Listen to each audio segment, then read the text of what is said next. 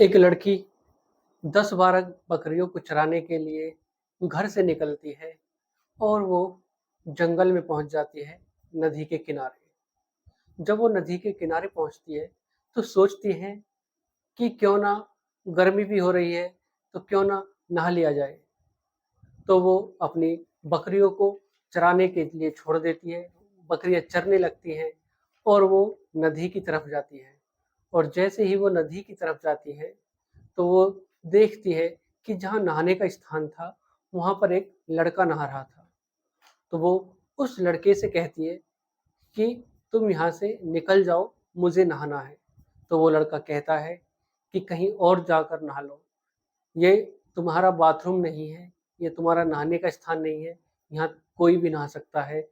कि अगर तुम्हें नहाना है तो यहीं पे नहा लो, अगर कहीं और नहाना है, अगर मेरे साथ नहीं नहाना तो तुम कहीं दूर जाकर नहा लो। तो वो लड़की गुस्से में कहीं दूसरी जगह पर जाती है और वहाँ नहाने लग जाती है। जैसे ही वो नहाती है तो उसे पता नहीं था कि यहाँ इतना गहरा गड्ढा हो सकता है। और वो जैसे ही उस नदी में और आगे की तरफ जाती है, वो डूब जाती है। तो दोस्तों, इस कहानी में आगे बढ़ने से पहले अगर आप मेरे चैनल पर नए हैं या पहली बार हैं तो चैनल को सब्सक्राइब करें, वीडियो को लाइक करें, शेयर करें, कमेंट करें, जिससे कि मेरा हौसला बढ़ सके और मैं आपको इसी तरह की और हर रोज नई वीडियो लाकर आपको नई कहानी सुना सकूं। तो दोस्तों, आज की जो ये कहानी मैं आपको सुनाने जा रहा हूँ, यह है पश्चिम बंगाल के कूच बिहार जिले की, जिसमें एक गांव होता है छोटा सा, और उस गांव में एक परिवार होता है। परिवार में एक माँ होती है और उस माँ की एक बेटी होती है। दोनों अपने परिवार में बहुत ही खुश थी। घर का पालन पोषण करने के लिए, परिवार का पालन पोषण करने के लिए वो दोनों 10-12 बकरियां रखते हैं और उन्हीं को चराकर, उन्हीं का दूध बेचकर या उन्हीं के बच्चे बेचकर वो अपने घर का गुजारा करते हैं। तो एक दिन माँ को कहीं बाहर जाना होता है, तो वो कहती है कि अपनी बेटी से कहती है कि बेटी, बेटी का नाम होता है पिंकी। पिंकी से कहती है कि पिंकी, आज मैं कहीं बाहर जा रही हूँ काम से, तो आज तुम बकरियों को चराने ले जाना और गांव से दूर मत जाना, क्योंकि मैं तो रोज जाती हूँ, मुझे सब पता है कि रास्ते कहाँ पर हैं, चराने की जगह कहाँ पर है। तो तुम कभी कभी जाती हो और तुम लड़की हो, अभी छोटी हो, तो डर लगा रहेगा मुझे, इसकी वजह से तुम खेतों में कहीं दूर मत जाना। तो वो लड़की कहती है, पिंकी कहती है अपनी माँ से कि ठीक है माँ, तुम बेफिक्र होकर अपना जो काम है उसे कर आओ। तो माँ चली जाती है। तभी बकरियों को चराने का समय होता है। पिंकी जो 10-12 बकरियां होती हैं, उनको लेकर घर से निकल जाती है।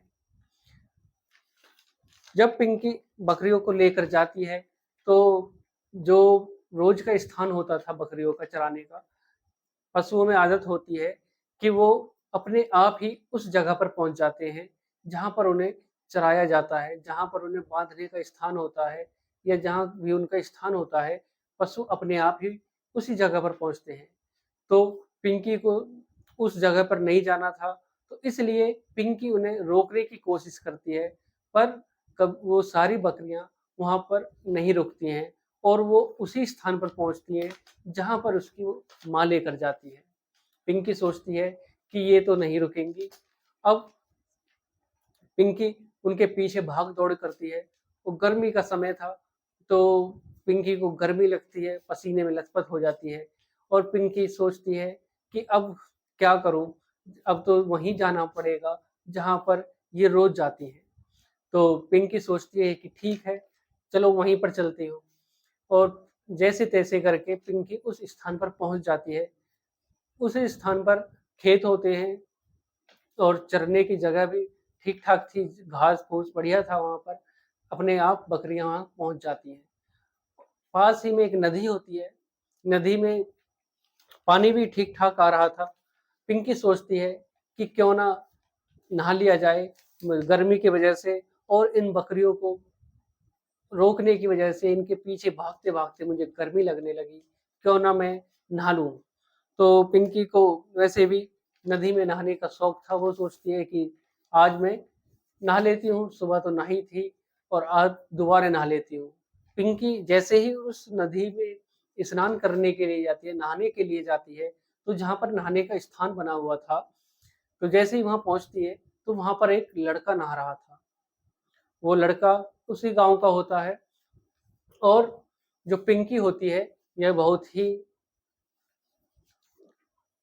चतुर और चालाक होती है। अगर कोई इसे गंदी निगाह से देखे, तो ये अपनी माँ से कहती है उस बात को कि माँ, मुझे वो लड़का देख रहा था या मुझे छेड़ रहा था। वो जो भी कोई उसके साथ बदतमीजी करता, तो वो उसे करारा जवाब देती और उसके बाद अपनी माँ से कहती। तो उस लड़के ने, जो वहाँ पर लड़का नहा रहा था, एक दिन कुछ समय पहले उसने लड़की के साथ कुछ बदतमीजी की, उसे प्रपोज़ किया। तो पिंकी ने वो बात अपनी माँ से बताई और माँ ने उसे उस लड़के को बहुत डाँटा। लड़के का नाम होता है करण।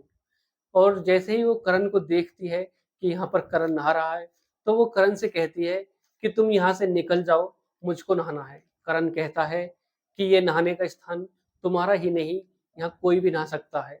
अगर तुमको यहाँ पर नहाना है तो नहा लो, नहीं तो कहीं दूसरी जगह पर जाकर नहा लो। पिंकी कहती है गुस्से में कि ठीक है, यहाँ पर तू ही नहा, मैं तो और कहीं नहा लूँगी। और पिंकी जैसे ही दूसरी जगह पर जाती है नहाने के लिए, तो पिंकी को ये अंदाज़ा नहीं होता है कि यहाँ पर इतना गहरा पानी है। पिंकी नहाने के लिए जैसे ही जाती है, वो नहाने लग शुरू करती है, तो जो करण था वहाँ पर, वो सोचता है कि काश पिंकी मेरे साथ यहाँ पर नहाती। तो उसके मन में करण के मन में अजीब-अजीब ख़्याल आते हैं पिंकी के लिए। वो सोचता है कि मैंने ही गलती कर दी, पिंकी को अपने साथ इतने गुस्से में कह दिया। अगर मैं प्यार से कहता, तो पिंकी यहीं पर मेरे साथ नहाती। पिंकी धीरे-धीरे नदी में आगे बढ़ती है और उसको अंदाज़ा नहीं होता है कि नदी में इतना गहरा पानी भी हो सकता है, क्योंकि जो स्थान नहाने का था, वहाँ पर कुछ बल्लियाँ लगी थी कि इससे आगे नहीं जाना है और इधर ज़्यादा गहरा पानी है। और जहाँ पर पिंकी नहा रही थी, वहाँ पर ऐसा कोई भी संकेत नहीं था कि यहाँ पर ज़्यादा पानी है, यहाँ नहाने का जगह नहीं है। पिंकी नदी में आगे जाती है, तो वो नदी में कोई गड्ढा होता है और पिंकी उसमें गिर जाती है और पिंकी डूब जाती है। जैसे ही करण पिंकी को देखता है कि वो डूब रही है, तो पहले तो सोचता है कि मैं क्यों जाऊँ उसको बचाने। फिर उसके मन में ख़्याल आता है कि चलो ठीक है, जो हुआ सो हुआ। जो इसकी माँ ने मुझे कहा वो ठीक है, पर अब इसकी जान खतरे में है, तो क्यों ना इसको बचा लिया जाए। करण भाग कर जाता है और पिंकी को उस पानी से निकालता है। तो जब वो पानी से बाहर निकालता है, तो देखता है कि पिंकी बेहोश है। वो उसने सोचा कि शायद इसके पेट में या फेफड़ों में पानी चला गया है। तो उसने कहीं फ़िल्मों में देखा होगा या किसी को देखा होगा कि किस प्रकार से पेट से या फेफड़ों का पानी निकाला जाता है। वो उसके पेट को दबाता है, छाती को दबाता है, पर पिंकी होश में नहीं आती है।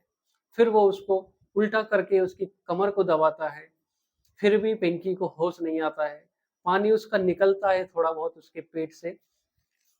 वो सोचता है कि अब क्या होगा? तो वो सोचता है कि क्यों ना इसको अब उल्टा कर दिया जाए। वो उसके पैर पकड़ता है और आसमान की तरफ ऊपर उठा देता है, जिससे कि उसके पेट का या फेफड़ों का पानी बाहर निकल सके, जो गले में पानी रुका हुआ है वो बाहर निकल जाए। और वो दोनों पैर पकड़कर उसको उल्टा कर देता है। ये सब कुछ लोग वहाँ पर खड़े होते हैं, उस रास्ते से गुज़र रहे होते हैं, तो वो देखते हैं और वो देखकर उसके पास जाते हैं।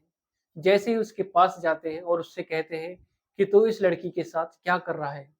शायद तूने ही इसके साथ कुछ कर दिया है जिससे कि इसकी ये हालत हो गई है। करण डर जाता है कि अब मैं क्या करूँ? कैसे करूँ? वो कहता है कि नहीं, मैंने कुछ नहीं किया है। ये पानी इस नदी में नहा रही थी, तो ये डूब गई। मैंने इसे बचाया और इसके पेट में या फेफड़ों में पानी चला गया है, जिसकी वजह से इसकी ये हालत हो गई है। पर वो लोग बाग उसको नहीं उसकी बात पर यकीन नहीं करते हैं और कहते हैं कि तूने ही इसको ये सब किया है। और फिर उसको वो जो लोग आए हुए थे, जो 4-5 इंसान थे, वो उसको हॉस्पिटल ले जाते हैं और उसको एडमिट कर देते हैं। पिंकी का हॉस्पिटल में इलाज चलता है, उसके घर पर सूचना दी जाती है और उसकी माँ को जैसे ही पता चलता है कि करण ने ये सब किया है, क्योंकि किसी को पता तो नहीं था कि करण ने उसको पानी से निकाला है। सबकी यही सोच थी कि पहले भी इसने इसके साथ बदतमीजी की है और शायद अब भी इसी ने इसके साथ कोई हरकत की होगी जिसकी वजह से इसकी ये हालत हो गई है। तभी पिंकी की माँ करण के घर जाती है और उसको बहुत खरी खोटी सुनाती है। उसको कहती है कि तुझे जेल भिजवा दूंगी अगर मेरी बेटी को कुछ भी हुआ। तो करण के घर वाले कहते हैं कि तू यहाँ से भाग जा, नहीं तो हम जानते हैं कि तूने कुछ नहीं किया, पर तू इन लोग बागों को कैसे समझाएगा कि तूने कुछ नहीं किया। जब तक पिंकी ठीक नहीं हो जाती, जब तक कुछ भी नहीं हो सकता।